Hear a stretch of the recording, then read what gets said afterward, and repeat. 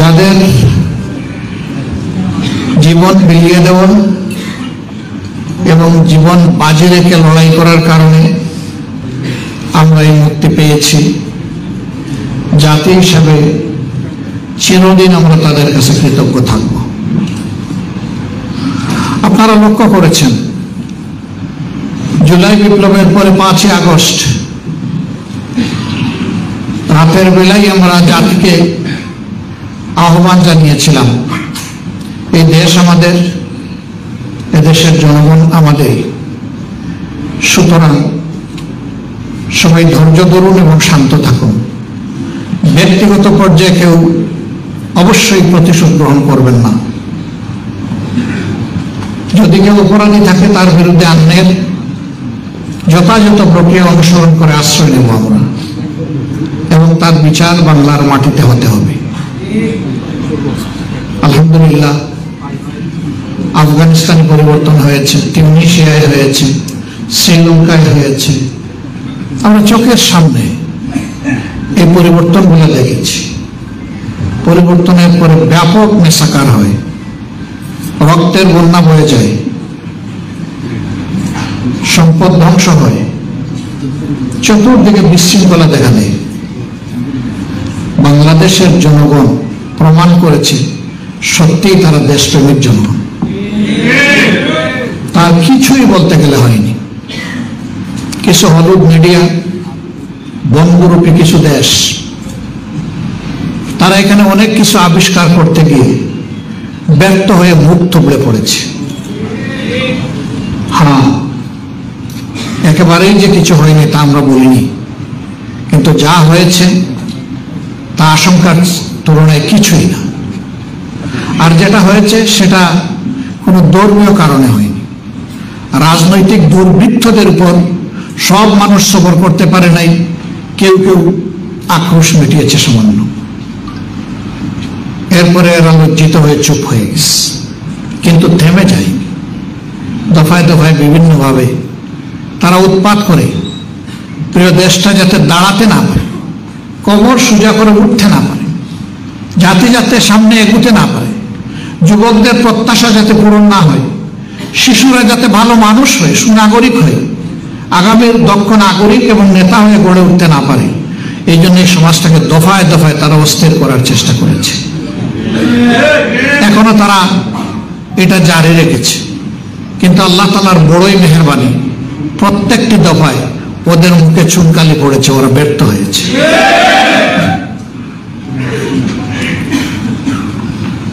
আমরা একটা মুসলিম দল, তবে একমাত্র মুসলিম দল নই। বাংলাদেশের সবগুলা বিরোধী দল মুসলিম ছিল, আলেম উলামা মুসলিম ছিলেন, সাংবাদিক বন্ধুরা মুসলিম ছিলেন, সুশীল সমাজের যারা ন্যায়পন্থী সত্য কথা বলতেন সেই সমস্ত মানুষ মুসলিম ছিলেন, এবং সত্যিকার অর্থে 18 কোটি মানুষই মুসলিম ছিল।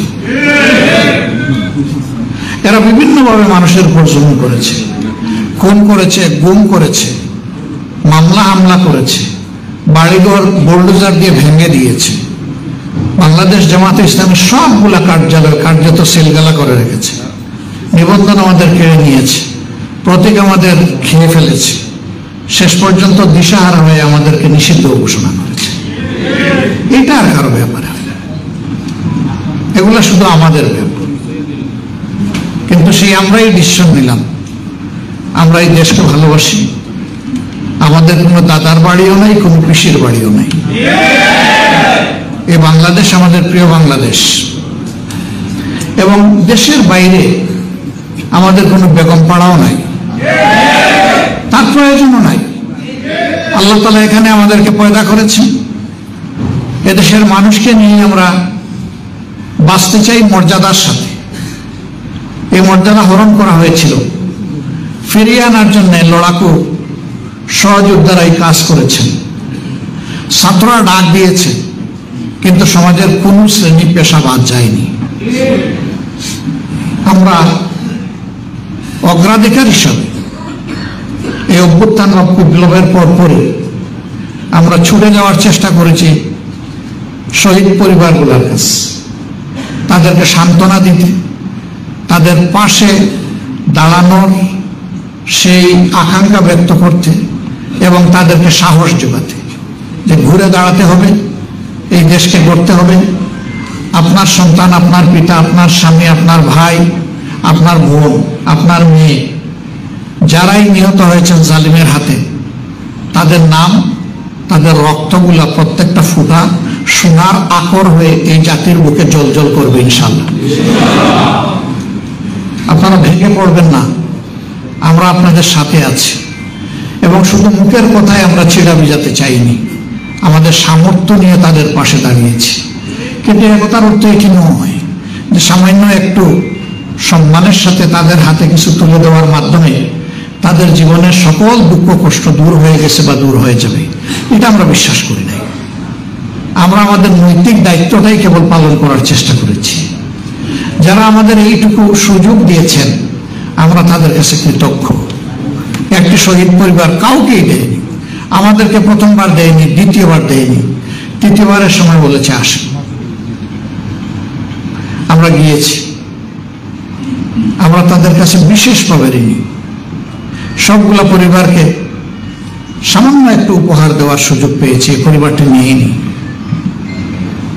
আত্মবিশ্বাসের সাথে তারা আমাদেরকে বলল যে আল্লাহ আমাদেরকে সচ্ছল রেখেছেন। প্রিয় সন্তান জীবিত থাকা অবস্থায় ছাত্র হয়েও আউটসোর্সিং করে এই দেশটি, তার কোনো অ্যাকাউন্ট ছিল না, মা বাপের নামে অ্যাকাউন্ট খুলে সেখানে 26 লক্ষ টাকা সে রেখে গেছে। এ টাকা দিয়ে স্বামী স্ত্রী দুইজনই আমরা এই সপ্তাহে উমরা করতে যাচ্ছি, আল্লাহর শুকরিয়া আদায় করতে যাচ্ছি যে জাতির জন্য আমরা আমাদের একটা সন্তানকে উপহার দিতে পেরেছি। আল্লাহু আকবার।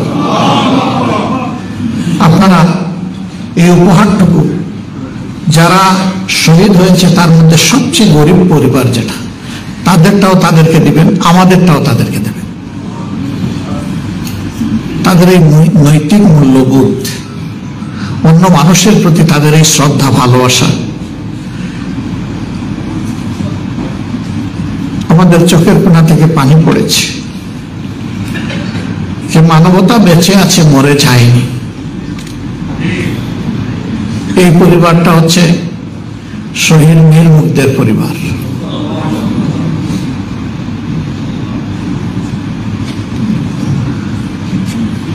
একটা একটা করে যখন শহীদ পরিবারের কাছে যেতে লাগলাম, শেষ পর্যন্ত হিসাবের খাতায় দেখলাম দিন আনে দিন খায় যারা শহীদ হয়েছেন তাদের মধ্যে 70% সেই মানুষগুলো শ্রমিক, খেটে খাওয়া মানুষ। তাদের কোনো সম্পদ ছিল না দেশের জন্য খরচ করার, আল্লাহর দেওয়া একটা পবিত্র জীবন ছিল, সেটাই আল্লাহ তাআলাকে তারা দিয়ে দিয়েছে। আল্লাহু আকবার।